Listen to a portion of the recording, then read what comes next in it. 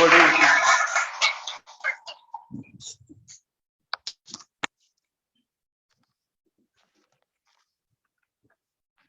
Thank you, Toastmaster Dhruv, for that wonderful evaluation session.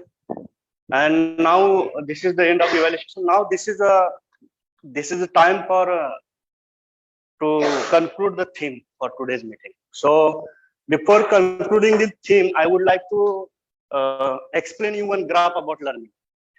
So this graph will help you to kill two birds with one stone. So how many of you interested to know about this graph? Okay, thank you. So in this graph, this is the graph of perceived resources versus perceived difficulties. In our life, whenever we want to improve any skill, there are some perceived resources. That means we think what type of resources we have. That is our perceptions about our resources. Whatever resources we have. I'm not talking about the resources like materialistic resources. I'm talking about the resources like your communication skills, your courage, your confidence, all that type of things.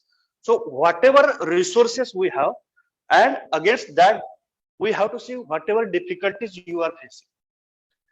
So when you are thinking that my resources are more compared to the difficulties I am facing, right? When you are considering that your resources are more than the difficulties you are facing, then you are coming in the zone of boredom. Your perceived resources are greater than your perceived difficulties. In that situation, you are coming in boredom zone. Suppose Toastmaster Yogesh has capacity to run 5 kilometers per day.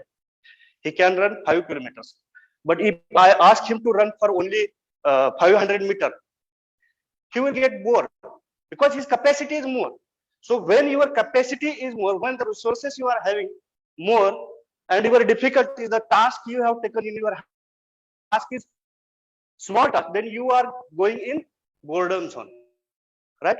Now, the second thing, when you are thinking that my difficulties are more and the resources that I am having that are less, then if these difficulties are more and the resources you are having that are less, then you are going in frustration zone. You are feeling overloaded. So this is zone. This is frustrated zone. You can say anxiety zone, right? So what should we have to do? What should you have to do in order to kill the two birds with one stone? When you are thinking that your resources are more compared to your difficulties, you have to stretch yourself. You have to take more tasks in your hand. You have to take more targets. You have to take more goals so that your resources can be utilized effectively. It can be utilized at optimum level. And you have to stretch yourself in this area. This is the area. In this area. When you stretch yourself in this area, this is actually the area where you learn. Right?